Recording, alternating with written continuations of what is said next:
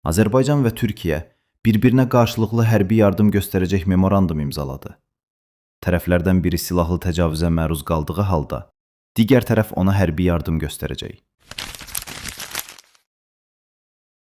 Məlumata görə, Azərbaycan Prezidenti İlham Əliyev Azərbaycan Respublikası ilə Türkiyə Respublikası arasında qarşılıqlı hərbi təhlükəsizliyin möhkəmləndirilməsinə dair memorandumu təsdiqləyib.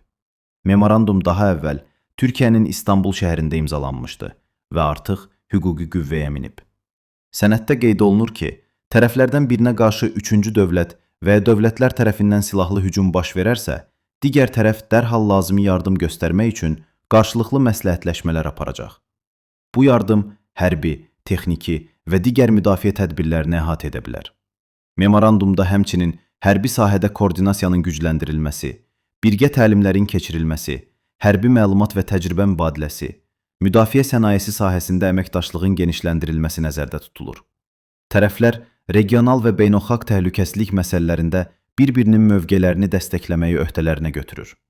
Sənəddə vurğulanır ki, qarşılıqlı hərbi yardım beynəlxalq hüququn normalarına, xüsusilə BMT nizamnaməsinin özünü müdafiə hüququnu nəzərdə tutan müddəalarına uyğun şəkildə həyata keçiriləcək.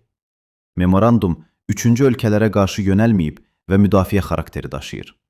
Rəsmi dairələr bu sənədi Azərbaycan və Türkiyə arasında müttəfiqlik münasibətlərinin daha da möhkəmlənməsi kimi qiymətləndirir.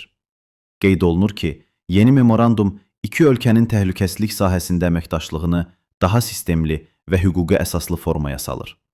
Ekspertlərin fikrincə, bu addım regionda təhlükəsizlik balansına təsir göstərəcək və Azərbaycanla Türkiyənin bir millət, iki dövlət prinsipi daha da möhkəmlənəcək. İki dövlət prinsipinə əsaslanan strateji tərəfdaşlığını praktiki müstəvidə daha da gücləndirəcək.